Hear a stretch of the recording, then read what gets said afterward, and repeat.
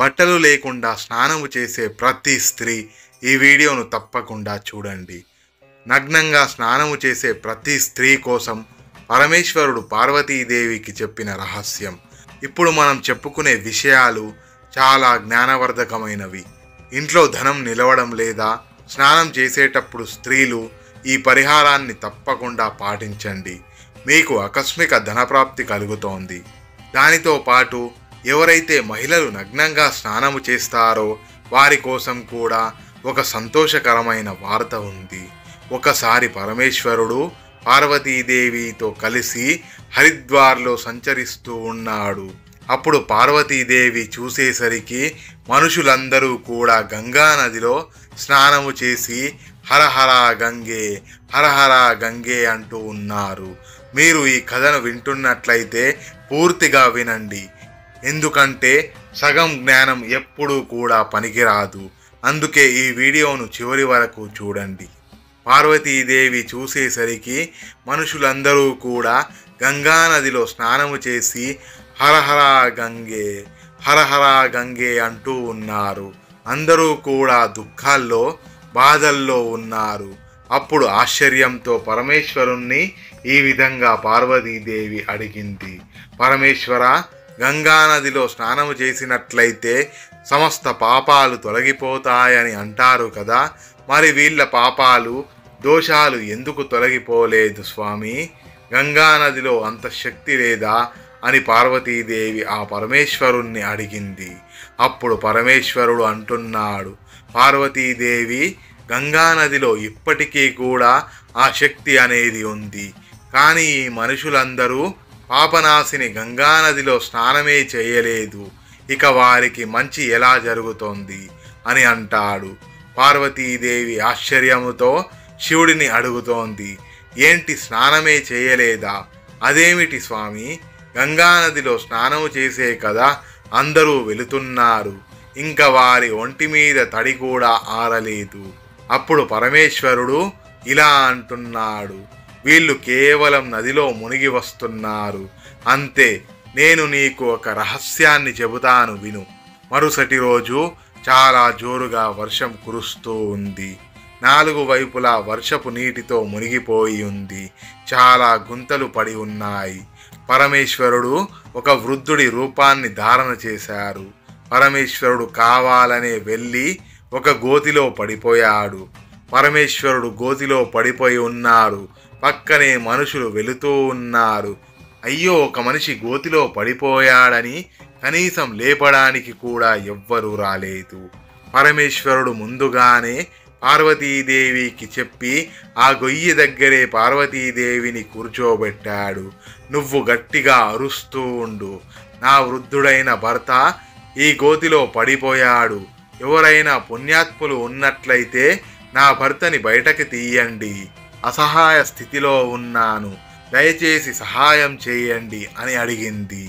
ఎవరైనా నన్ను బయటకు తీయడానికి వచ్చినట్లయితే అప్పుడు నువ్వు వారికి చెప్పు, నా భర్త ఎప్పుడూ కూడా ఎటువంటి పాపాలు చేయలేదు, నా భర్త మీద చెయ్యి వేసేవారు ఎటువంటి పాపాలను కూడా చేసి ఉండకూడదు, అటువంటి వారే నా భర్త మీద చెయ్యి వేయాలి. అలా చెప్పమని పార్వతీదేవికి పరమేశ్వరుడు చెబుతాడు. పాపాలు చేసిన వారు ఎవరైతే నా భర్త మీద చెయ్యి వేస్తారో వారు భస్మమైపోతారు అని చెప్పమంటాడు. పార్వతీదేవి సరేనని చెప్పి అక్కడే కూర్చొని ఉంది. పార్వతీదేవి అక్కడే కూర్చొని పరమేశ్వరుడు చెప్పిన విధంగా గంగా నదిలోకి వెళ్ళే వారికి వచ్చేవారికి ఆ పరమేశ్వరుడు చెప్పిన మాటలను అందరికీ చెబుతూ ఉంది. గంగా నదిలో స్నానము చేసి గుంపులు గుంపులుగా జనం వస్తూ ఉన్నారు. సుందరమైన స్త్రీ అక్కడే కూర్చొని ఉండటం చూసి చాలామంది మనసులో చాలా దుష్టమైన ఆలోచనలు కూడా వస్తున్నాయి. అయితే పార్వతీదేవితో చాలామంది ఈ విషయాన్ని కూడా చెప్పారు. ఆ ముసలివాడిని చనిపోనివ్వు, ఎందుకు ఆ ముసలివాడి కోసం ఏడుస్తున్నావని కూడా అన్నారు. ఇంతలో ఒక పుణ్యాత్ముడు, దయ కలిగిన వాడు ఒక మనిషి అక్కడికి వచ్చాడు. ఏమిటి, మీ భర్తను బయటకు తీయాలా అని అన్నాడు. అవును అని చెప్పేసరికి తర్వాత పార్వతీదేవి చెప్పిన మాటలు విని ఆ వ్యక్తి కూడా ఆగిపోయాడు. ఆ వ్యక్తి అనుకున్నాడు, నేను ఇప్పుడే కదా గంగానదిలో స్నానం చేసి వచ్చాను, అయినా నాకెందుకులే, నేను భస్మమైపోతానేమో అనుకొని ఆ వ్యక్తి అక్కడి నుంచి వెళ్ళిపోయాడు. వచ్చిన వారందరూ ఎక్కడ భస్మమైపోతామో అని భయపడి వెళ్ళిపోతున్నారు. ఎవరు కూడా ఆ ముసలి వ్యక్తిని పట్టుకుని సహాయం చేయలేదు. గుంపులు గుంపులుగా జనం వస్తున్నారు, అడుగుతున్నారు, వెళ్ళిపోతున్నారు. సాయంత్రం అయిపోతోంది. పరమేశ్వరుడు అంటున్నాడు, చూసావా పార్వతీదేవి, ఎవరైనా స్వచ్ఛమైన మనసుతో గంగానదిలో స్నానము చేయడానికి వచ్చారా? కొంతసేపటి తర్వాత ఒక యువకుడు గంగానదిలో నుండి హరహరా గంగే, హరహరా గంగే అంటూ వస్తున్నాడు. పార్వతీదేవి ఆ యువకుడికి కూడా విషయాన్ని చెప్పింది. ఆ యువకుడి హృదయం కరుణతో నిండిపోయింది. ఆ యువకుడు పరమేశ్వరుణ్ణి తీయడానికి సిద్ధమవుతున్నాడు. అప్పుడు పార్వతీదేవి ఆపి చెబుతోంది, నువ్వు ఎటువంటి పాపాలను కూడా చెయ్యకుండా ఉన్నట్లయితే నా భర్తను తాకు, లేదంటే నా భర్తని తాకగానే నువ్వు భస్మమైపోతావు అని ఆ యువకుడికి పార్వతీదేవి చెప్పింది. ఆ యువకుడు అదే సమయంలో ఎటువంటి సంకోచము లేకుండా నిశ్చయంతో ఆ యువకుడు అంటున్నాడు, అమ్మా, నేను నిష్మ పాపాత్ముడను, ఆ విషయంలో మీకు సందేహము ఎందుకు? మీరే చూశారు కదా, ఇప్పుడే నేను గంగానదిలో స్నానము చేసి వస్తున్నాను. గంగానదిలో స్నానము చేసి వచ్చిన తర్వాత ఎవరిపైనా కూడా పాపాలు ఉండవు కదా అని చెబుతూ ఆ వ్యక్తి పరమేశ్వరుణ్ణి ఒక దెబ్బకు లాగాడు. పార్వతీ పరమేశ్వరులిద్దరూ కూడా అసలైన రూపాన్ని దర్శనము చేసి ఆ యువకుడికి దర్శనమిచ్చి అంతర్ధానమయ్యారు. అప్పుడు పరమేశ్వరుడు చెబుతున్నాడు, పార్వతీదేవి, అంతమంది జనములో ఒక్క వ్యక్తి మాత్రమే గంగానదిలో స్నానము చేశాడు. ఎవరైతే వ్యక్తులు ఎటువంటి శ్రద్ధ విశ్వాసము లేకుండా డాంబికాల కోసము మాత్రమే గంగా స్నానము చేస్తారో వారికి వాస్తవిక ఫలితాలు అనేవి లభించవు. దానివల్ల గంగా స్నానము వ్యర్థమవుతోంది. భక్తి శ్రద్ధలతో స్నానము చేయడం వలన చాలా పుణ్యాలు కలుగుతాయి. తర్వాత పరమేశ్వరుడు పార్వతీదేవితో చెబుతున్నాడు, నేను నీకు ఇప్పుడు 12 మాటలను చెబుతాను. ఎవరైతే మనసులో స్నానము చేసేటప్పుడు ఈ 12 విషయాలను కూడా పాటిస్తారో వారు ఎప్పుడూ కూడా దుఃఖాన్ని అనుభవించరు. వారి ఇంట్లో ఎప్పుడూ కూడా లక్ష్మీదేవి స్థిర నివాసం ఉంటుంది. వారి ఇంట్లోకి అపారమైన ధన సంపదలు వస్తాయి. ఆ ఇంట్లో ఎప్పుడూ కూడా గొడవలు అనేవి జరగవు. వారి కుటుంబం చాలా సంతోషంగా జీవితాన్ని గడుపుతోంది. అప్పుడు పార్వతీదేవి ఆ 12 విషయాల గురించి పరమేశ్వరుణ్ణి అడుగుతోంది.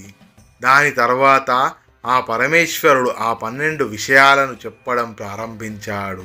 పార్వతీదేవి చాలా శ్రద్ధతో విషయాలను వింటూ ఉంది. ఈ 12 విషయాలను మీరు కూడా ధ్యాస పెట్టి వినండి. ఈ 12 విషయాలు చెప్పిన తర్వాత మీకు ఇంకొక విషయాన్ని కూడా చెబుతాను. పరమేశ్వరుడు పార్వతీదేవికి చెబుతూ ఉన్నాడు, స్నానము చేయడం వలన శరీరము నిరోగిగా ఉంటుంది, మనసు ప్రశాంతంగా ఉంటుంది.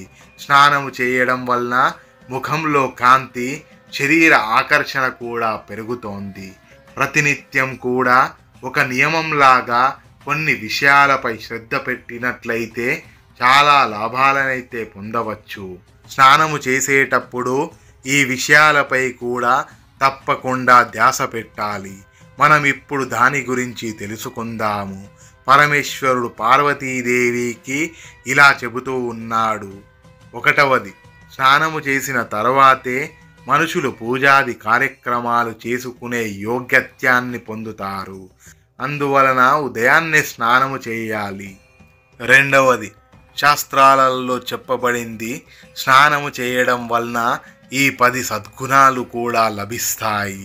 అవి రూపం, తేజస్సు, పవిత్రత, ఆయుష్షు, ఆరోగ్యం, మేధాశక్తి, లక్ష్మి, ధనం, శ్రేయస్సు, గౌరవం, ఇవన్నీ కావాలనుకునేవారు ప్రతి ఋతువులోనూ ప్రతిరోజు స్నానము చేయాలి. మూడవది, ఉదయాన్నే స్నానము చేయడం వలన పాపాలన్నీ నశిస్తాయి, ఇంకా పుణ్యం కూడా లభిస్తుందని శాస్త్రాలలో చెప్పబడింది. నాలుగవది, ఉదయాన్నే స్నానము చేసేవారి దగ్గర సకారాత్మక శక్తియునవి పుష్కలంగా ఉంటాయి. అందువలనే ఉదయాన్నే తప్పకుండా స్నానము చేయాలి. ఐదవది, ఉదయాన్నే స్నానము చేసేవారి దగ్గర నకారాత్మక శక్తులు అనేవి నిలబడవు. అందువలనే ఉదయాన్నే స్నానము చేయడం అనేది చాలా చాలా అవసరం. ఆరవది, అనారోగ్యంగా ఉన్నప్పుడు తల కింది భాగము నుండి అంటే ఒంటికి మాత్రమే స్నానము చేయాలి, లేదా తడిబట్టతో శుభ్రం చేసుకోవడం కూడా ఒక రకమైన స్నానమే.